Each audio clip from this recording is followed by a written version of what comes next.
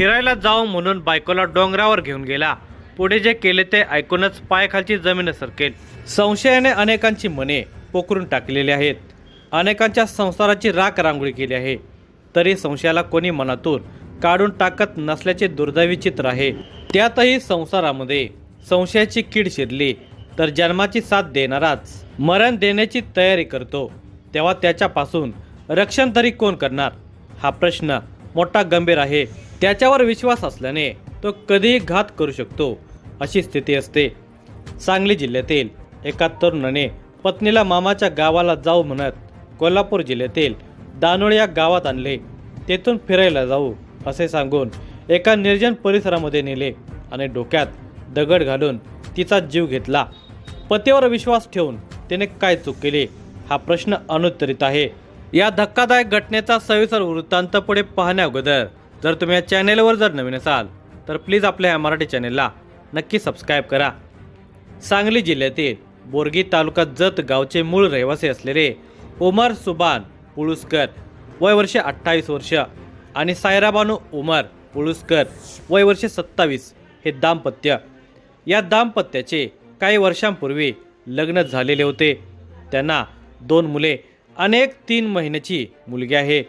त्यांचा संसार अगदी सुखात समाधानाने चालू असतानाच एखाद्याची नजर लागावी असे घडले.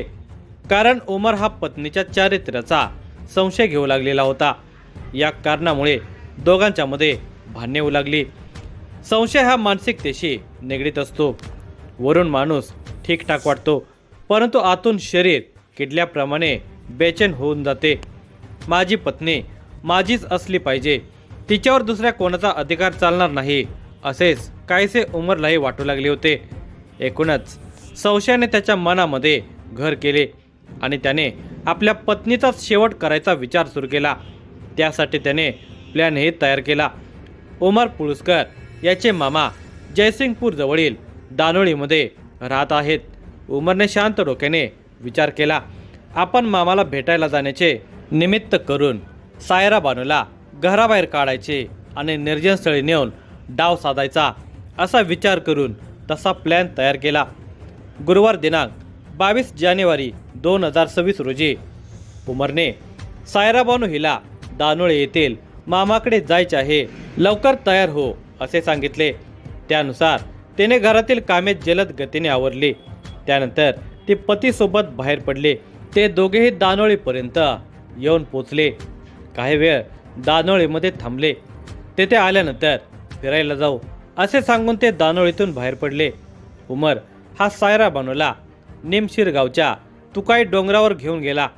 दोघे एका निर्जन ठिकाणी थांबले असता उमरने बाजूला पडलेला दगड उचलला आणि चारित्र्याचा संशय घेत सायरा बानूच्या डोक्यावर दगड घातला. डोक्यावर वर्मी घाव बसल्याने सायरा बानू तडफडू लागली. त्याच क्षणी उमरने बरोबर आणलेल्या धारदार शस्त्राने तिच्यावर हल्ला केला. शस्त्राच्या हल्ल्याने आणि दगडाचा घाव वर्मी लागलेल्या सायरा बानूचा मृत्यू झाला. घटनेनंतर उमरने दानोळीतील आपल्या मामांना फोन करून खून केल्याचे सांगितले. मामाने लगेचच निमशीर गावच्या पोलीस पाटलांशी संपर्क साधला आणि घडलेल्या घटनेची माहिती दिली. निमशीर गावच्या पोलीस पाटलांनी जयसिंगपूर पोलिसांना घटनेची माहिती दिली. माहिती मिळताच पोलीस निरीक्षक सत्यवान हाके यांच्यासह जयसिंगपूर पोलीस पथक रात्री 9:30 वाजता घटनास्थळी दाखल झाले. पाहतात तर सायरा बानू या रक्ताच्या थरामध्ये पडलेल्या होत्या. जयसिंगपूर पोलिसांनी रात्री उशिरापर्यंत घटनास्थळाचा पंचनामा करून मृतदेह उत्तरे तपासणी कामे सांगली येथील सिव्हिल हॉस्पिटलमध्ये पाठवण्यात आला. जयसिंगपूर पोलिसांनी उमर पुळुसकरला ताब्यात घेऊन चौकशी केली असता उमरने गुन्ह्याची कबुली दिली आहे. चारित्र्याच्या संशयावरून हा खून झाला असल्याची माहिती त्याने दिली आहे. निमशिरगाव परिसरातील डोंगरावर खून झाल्याची माहिती मिळताच गावकऱ्यांनी तुकाई डोंगराकडे धाव घेतली. खुनाच्या घटनेने गावामध्ये एकच खळबळ उडालेली होती. उमर आणि सायरा बानू यांना लहान 2 मुलगे आणि 3 महिन्यांची एक मुलगी आहे. खुनाच्या आरोपाखाली उमर जेलमध्ये असून सायरा बानू यांच्या मृत्यूने 3ही मुले पोरकी झाली आहेत. घटनेने परिसरामध्ये हळहळ व्यक्त केली जात आहे. घटनेचा अधिक तपास पोलीस निरीक्षक सत्यवान हाके यांच्या मार्गदर्शनाखाली जयसिंगपूर पोलीस पुढील तपास करत आहेत.